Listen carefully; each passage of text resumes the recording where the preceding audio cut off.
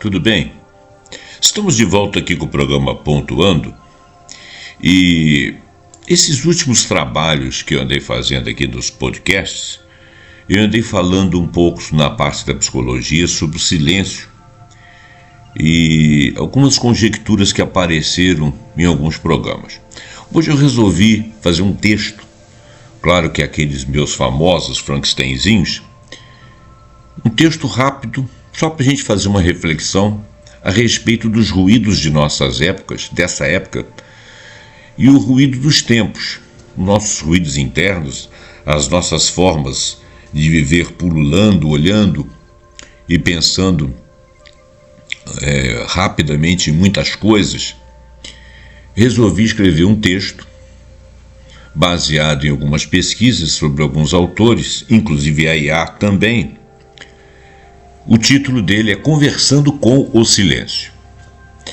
E eu fiz algumas inserções aqui e algumas perguntas e algumas colocações, tanto na IA quanto na procura de temas e autores. Então o termo ficou, nós caminhamos pela filosofia, pela política, pela sociologia, pela sociedade atual, e ímos e voltamos e pegamos pontos de vistas diferentes, de autores diferentes. O texto, como eu sempre digo, ficou um Frankensteinzinho, porque eu fiz a montagem, colocando algumas coisas em minhas palavras, mas outras trazendo dos próprios autores, ou das IAs quando citavam autores, ou a construção do texto das IAs. E então ficou um texto assim que eu vou comentando sobre as leituras que eu fiz dos meus textos e dos textos que eu coletei. Bom, dito isso, vamos começar, mas antes de mais nada eu peço para que você deixe seu like, deixe o seu comentário, compartilha para que mais pessoas possam conversar comigo, conosco sobre isso. E assine o nosso canal. Vamos lá, Conversando com o Silêncio. O silêncio. Primeira coisa que me veio à cabeça aqui foi terapia, fuga, contemplação na sociedade ruidosa. E nós vamos falar bastante sobre isso. O silêncio, muitas vezes subestimado, é um dos fenômenos mais ambíguos da experiência humana, claro. Longe de ser apenas ausência de som, ele carrega múltiplas dimensões. Ele pode ser cura, mas também pode ser retraimento. Ele pode ser contemplação, mas ele pode ser alienação. Ele pode ser resistência, mas ele pode ser submissão. Na sociedade contemporânea, marcada pela aceleração do tempo e pela chamada famosa hiperconectividade, pelo excesso de estímulos sonoros e visuais e de ruídos, o silêncio adquire muitos significados. Ora como um bem escasso, ora como um espaço terapêutico, ora como um sintoma, por exemplo, de um desligamento social, ora de uma vontade de voltar-se para si, ou de permanecer-se mais como observador. O silêncio como terapia e cuidado de si. Na perspectiva filosófica e psicológica, o silêncio pode ser uma forma de cuidado de si, como sugeria Michel Foucault em seus estudos sobre a ética dos antigos. O filósofo francês via no cultivo de práticas interiores, como a escuta e o recolhimento, uma maneira de resistir aos imperativos externos e reencontrar um centro subjetivo. O silêncio, nesse contexto, funciona como uma pausa necessária para que o sujeito possa pensar, elaborar suas emoções, reequilibrar-se em meio ao caos da vida cotidiana. A psicóloga e escritora Rollo May, em The Courage to Create, de 1975, destaca o valor do silêncio no processo criativo e no processo terapêutico. Segundo Rollo May, há uma solidão produtiva que permite à pessoa entrar em contato com seus desejos e conflitos, sem distrações externas. O silêncio aqui é, então, uma condição para a escuta do nosso inconsciente. Algo também valorizado por Carl Gustav Jung, para quem a introspecção silenciosa era uma parte fundamental do processo de individuação, a busca pela totalidade psíquica. Mas existe o silêncio como fuga da realidade também. O silêncio pode adquirir contornos menos virtuosos. Em certos contextos, ele é usado como fuga da realidade, como recusa ao enfrentamento de situações difíceis ou como negação de um conflito. Hannah Arendt, em Responsabilidade e Julgamento, um livro de 2003, o que foi editado em 2003, em sua última edição, alerta para os perigos do silêncio cúmplice nas sociedades totalitárias, onde calar-se diante do mal, na realidade, é ser conivente com ele e colaboracionista. O silêncio, nesse caso, deixa de ser uma proteção psíquica e passa a ser um instrumento de alienação ou de aceitação tácita da violência. Na psicologia clínica, o silêncio prolongado e inexpressivo pode indicar estados de dissociação, depressão ou retraimento social. A psicanalista brasileira Maria Rita Kell observa que o silêncio, quando não sustentado por um processo simbólico, pode ser sintoma de uma paralisia subjetiva diante da realidade. Diferentemente do silêncio meditativo, esse silêncio é vazio de sentido e carente de elaboração psíquica. Novamente, o silêncio como terapia e fuga. Em uma sociedade acelerada e hiperconectada, o silêncio pode ser um santuário, ou seja, terapêutico. Ele nos oferece a oportunidade de nos desconectarmos do fluxo incessante de informações e obrigações, proporcionando um refúgio para a mente e o corpo, um descanso, uma parada, uma pausa. A terapia do silêncio ou práticas do mindfulness usa essa ausência de som para nos ancorar no momento presente. A psicóloga e escritora Susan Cain, em seu livro O Poder dos Quietos, discute como a introspecção e a quietude são essenciais para a criatividade e para a liderança. Ela argumenta que a nossa cultura valoriza a extroversão e a sociabilidade, mas o silêncio e a reflexão são fontes de força e insights. No entanto, o silêncio também pode ser uma forma de fuga. Já falamos. Há momentos em que usamos para evitar confrontos, para nos escondermos de emoções difíceis ou para nos isolarmos do mundo. E isso pode ser uma tática doentia. O silêncio patológico, como o mutismo seletivo, é um exemplo extremo de como o silêncio pode ser uma barreira. Uma forma de proteção que, na verdade, nos impede de nos comunicarmos e de nos conectarmos com outros. O psicanalista Jacques Lacan, embora não tenha se debruçado diretamente sobre o silêncio como um tema central, explorou como a ausência da fala e a interrupção desta fala pode revelar a verdade sobre um sujeito, muitas vezes funcionando como um sintoma do inconsciente que o sujeito não consegue esconder. O silêncio na contemplação e na filosofia. Nós vamos ver duas formas de encarar isso aí. O silêncio é a base da contemplação. Ele nos permite, o silêncio nos permite nos desprendermos das distrações para nos concentrarmos em uma ideia, um objeto ou simplesmente na nossa própria respiração. É o caso da meditação. O filósofo dinamarquês Søren Kierkegaard, em suas obras sobre o existencialismo, valorizava o silêncio como um pré-requisito para a reflexão profunda. Ele argumentava que a verdadeira introspecção só poderia ocorrer longe do ruído da multidão. Para Kierkegaard, o indivíduo deve se isolar para encontrar a si mesmo e fazer suas escolhas autênticas. O filósofo francês Maurice Merleau-Ponty, em sua obra Fenomenologia da Percepção, explora a relação entre o corpo e o mundo.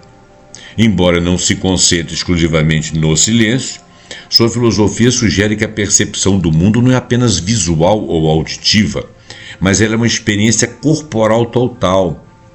As vibrações do ambiente, os toques, são percebidos pelo corpo. O vento, a temperatura, a vibração ambiental. O silêncio nesse contexto pode ser visto como uma forma de intensificar a nossa experiência corporal e intensificar a nossa presença no espaço, permitindo que a nossa consciência se volte para a dimensão não verbal da existência. O silêncio da contemplação de uma outra forma. Desde os filósofos estoicos até os pensadores modernos como Theodor Adorno, o silêncio foi concebido também como uma condição para contemplação crítica.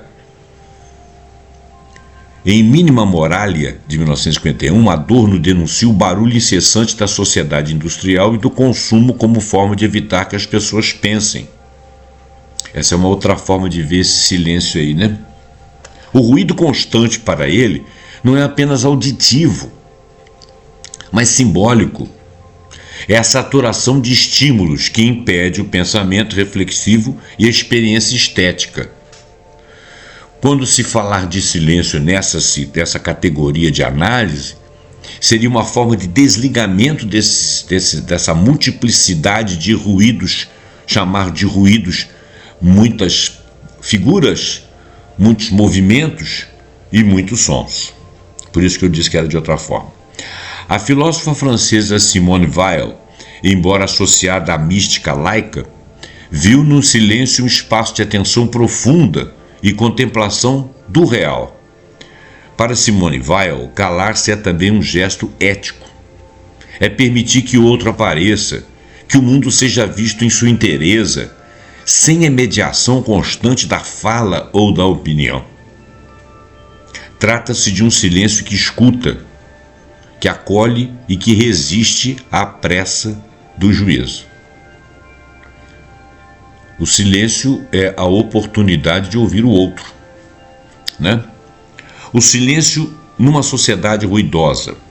A sociedade moderna, com seus smartphones, mídias sociais e o barulho constante das cidades, criou um ambiente em que o silêncio se tornou uma commodity rara e valiosa. O ruído constante nos rouba a capacidade de nos concentrarmos, de pensarmos criticamente e de nos conectarmos com a nossa própria voz interior, de termos um espaço interno, de termos tempo. O ruído excessivo pode ser um fator estressante, pode ser ansiolítico, pode ser de ansiedade e até de problemas físicos. Ansiolítico é remédio, O sociólogo e filósofo George Simmel, em seu ensaio A Metrópole e a Vida Mental, discute como a vida na cidade grande afeta a psique humana.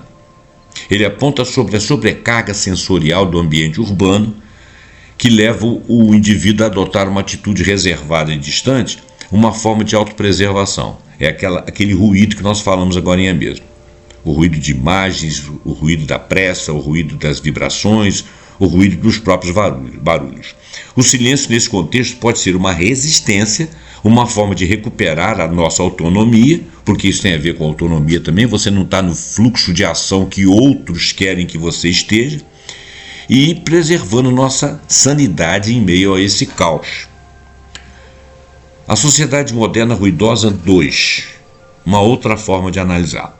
Na contemporaneidade, o silêncio tornou-se quase um luxo. A sociedade do espetáculo, como definiu Guy Debord, vive da produção incessante de ruído.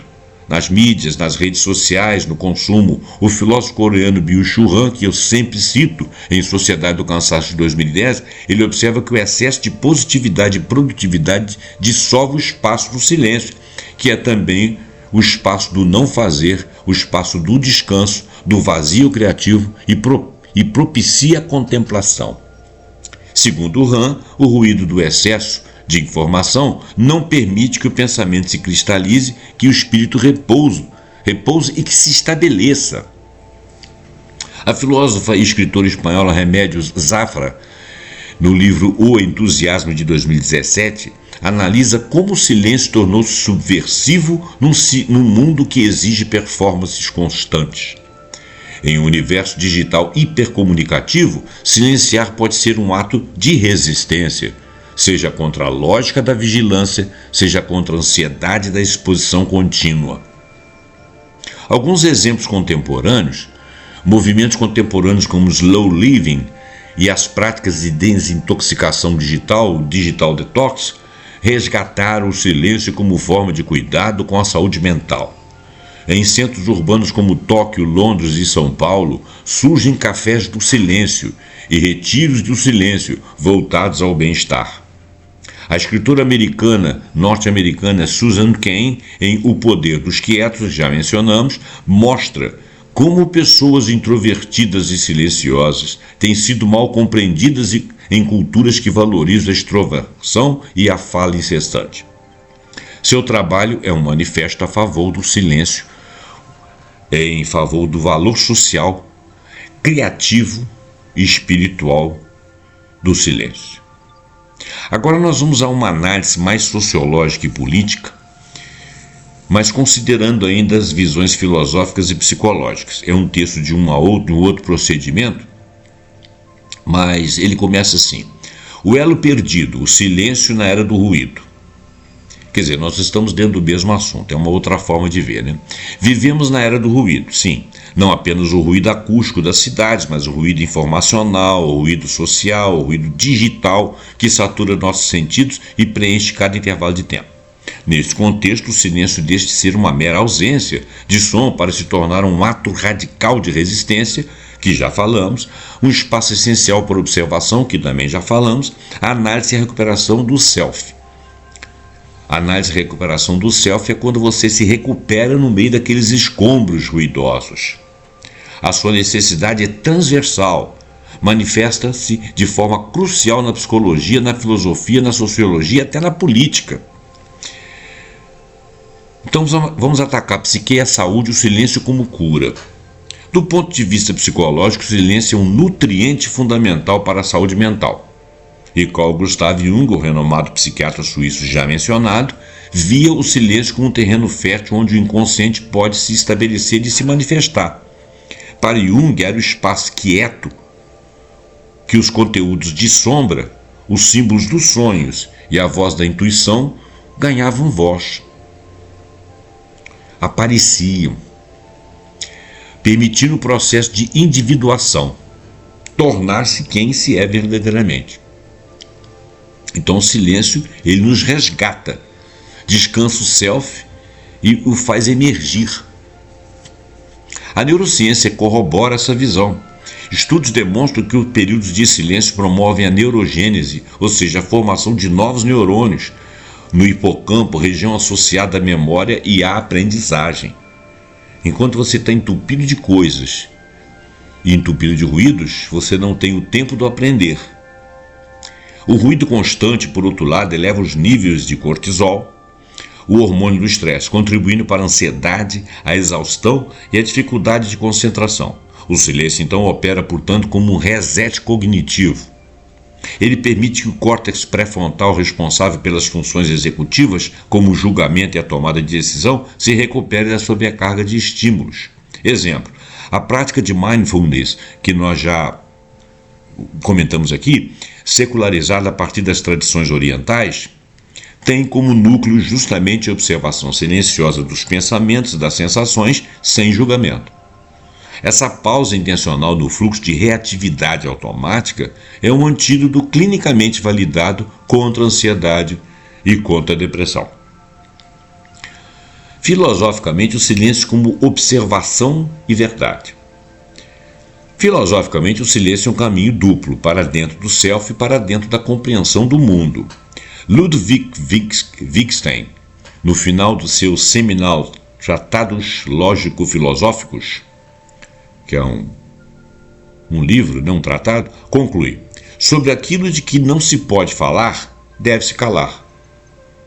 Esta famosa sentença não é uma rendição, nem é um lugar comum, nem é um simplismo.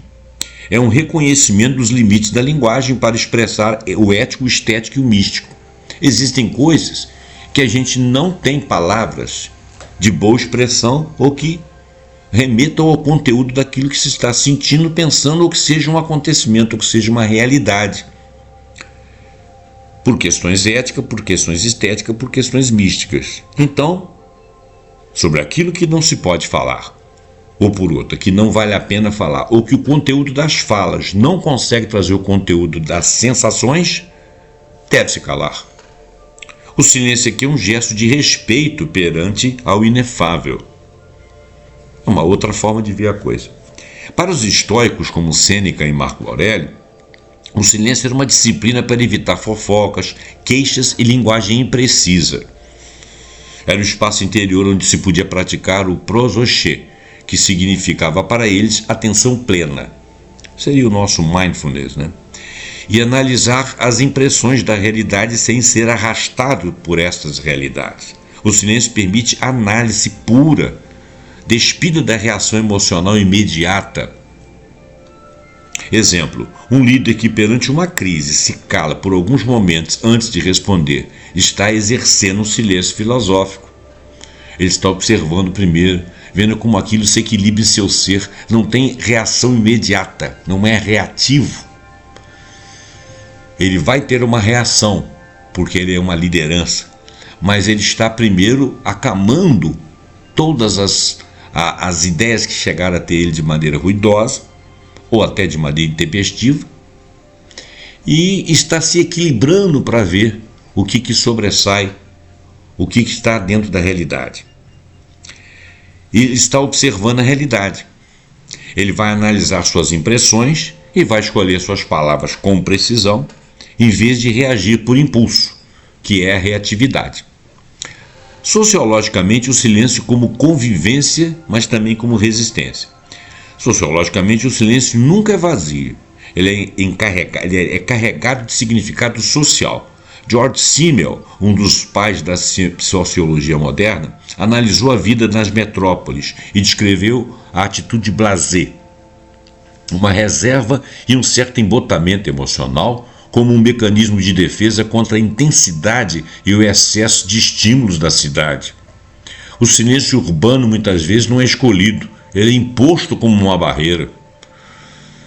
O silêncio pode ser uma forma de não participação ativa, ou seja, objetivamente não estou participando.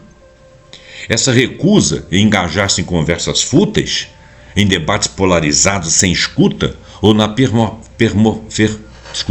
performatividade das redes sociais é um ato de preservação de sua integridade pessoal. Byung-Chul Han, mais uma vez, filósofo contemporâneo, argumenta na Sociedade do Cansaço que a sociedade orientada para os arquivos, as pastas, as coisas que estão expostas, nos levou a uma exploração de nós próprios, resultando em cansaço, depressão e burnout. A sociedade ativa na atenção de toda a performance que deve se realizar em si próprio para chegar aos tais objetivos da superação, nos leva à exploração de nós mesmos, resulta em cansaço, depressão e burnout. Nesse cenário, o direito ao silêncio e ao tédio, que é um primo do silêncio, é uma forma de resistência lógica da produtividade total. Um exemplo, a pessoa que desativa as notificações do WhatsApp para jantar com a família, ou que faz um detox digital, ou seja, fica algumas horas sem ligar ou sem olhar para o celular, está praticando um silêncio sociologicamente significativo. Ele está priorizando interações presenciais, interações profundas sobre conexões virtuais superficiais e ruidosas, e o que é pior, que ao fazerem barulhos ou pipocarem, tornam-se urgentes e nos tira da atenção plena dos acontecimentos que nós estamos neles. Na política, o silêncio como opressão ou como arma. Politicamente, o silêncio tem duas faces diametralmente opostas. A primeira é o silêncio imposto, é a censura, a ameaça que cala vozes dissidentes.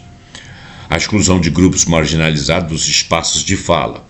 É o silêncio do opressor que busca apagar narrativas históricas. Michel Foucault mostrou como o poder não só fala, mas também organiza quem pode falar, e o que pode ser dito e quando pode ser dito.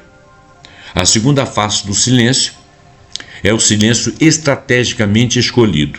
É a pausa eloquente de um orador para dar peso às suas palavras. É aquela pausa que quase toca aquela musiquinha. Tchan, tchan, tchan, tchan. É o momento de reflexão coletiva antes de uma decisão crucial. O boicote é um debate que não merece ser legitimado. E de forma mais potente é o gesto de protesto. A marcha silenciosa sem palavras. O luto coletivo na quietude. Estes silêncios que falam em volumes. Eles são silenciosos de maneira volumosa. Eles interrompem o ruído da política espetacular e forçam uma contemplação incômoda sobre a realidade. Exemplo: os protestos silenciosos realizados por grupos como as Mães da Praça de Maio na Argentina, ou as vigílias com velas que usavam o silêncio para criar uma presença solene e poderosa, porque eram mais impactantes do que gritos. Reconquistar o espaço interior. Finalizando.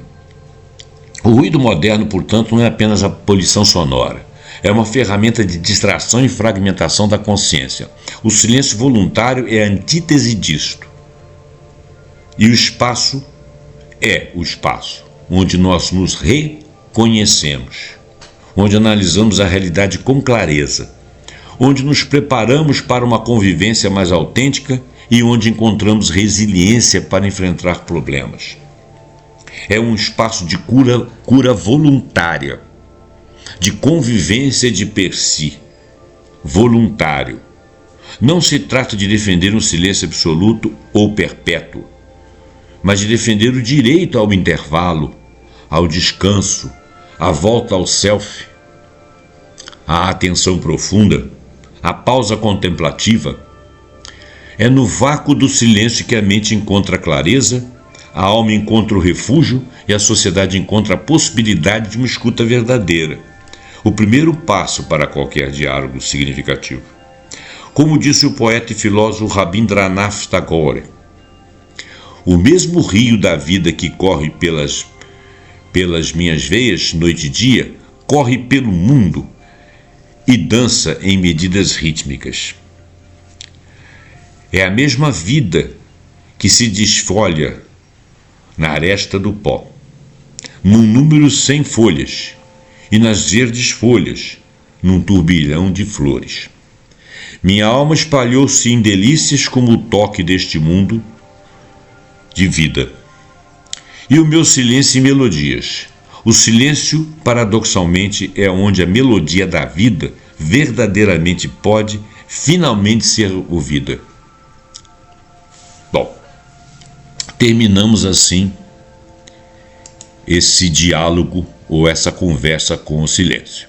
Eu espero que você tenha gostado desse vídeo. Deixe seu comentário, seu like, assine o nosso canal, mas principalmente compartilha, para que mais pessoas possam conversar conosco. Muito obrigado, até o próximo programa pontuando com algum assunto que nós acharmos muito interessante. Até lá.